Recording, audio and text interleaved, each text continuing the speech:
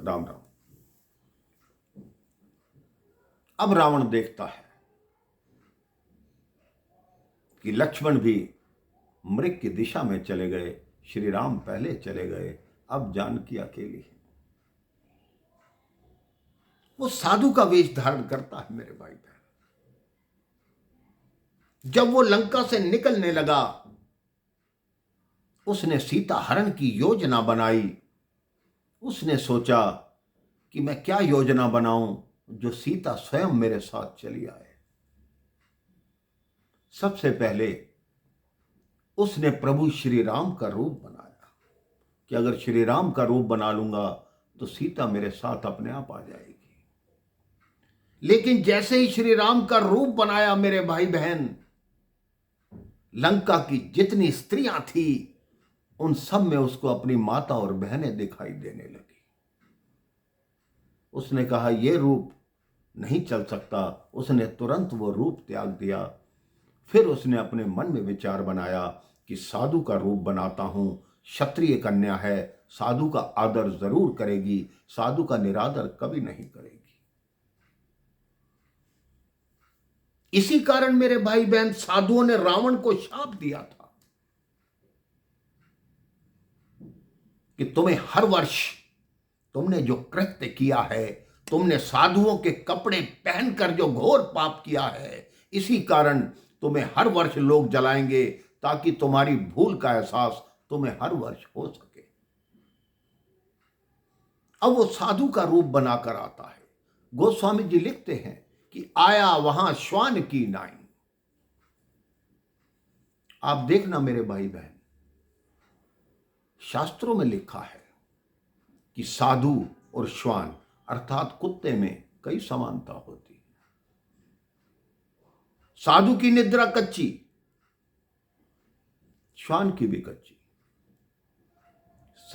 श्वान पर कोई संकट पड़े वो आकाश की तरफ देखता है, साधु भी आकाश की तरफ देखता है। कोई भी संकट आने वाला हो धरती पर, सबसे पहले श्वान को ज्ञात होता है, ऐसे ही साधु को भी ज्ञात होता है। अब रावण डरते डरते वहां आता है। जिसके मन में पाप हो ना मेरे भाई बहन, वो सूखे पत्तों की आवाज से भी डरता है। चोर हमेशा मन में भयभीत रहता है। रावण के मन में यह भय होता है कि यह ना हो कि राम लक्ष्मण में से कोई आ जाए और मेरे साथ युद्ध हो जाए, मेरी सारी योजना समाप्त हो जाए, जल्दी से जल्दी इस सीता का हरण करूं और इस पंचवटी से निकल जाऊं। लेकिन जब रावण पंचवटी में पहुंचता है, अपना माया रूप लेकर आगे देखता है, श्री लक्ष्मण जी ने रेखा खींची हुई है। रेखा को पार करने का साहस उसमें नहीं है। अब उसकी योजना उसको बदलनी पड़ती है।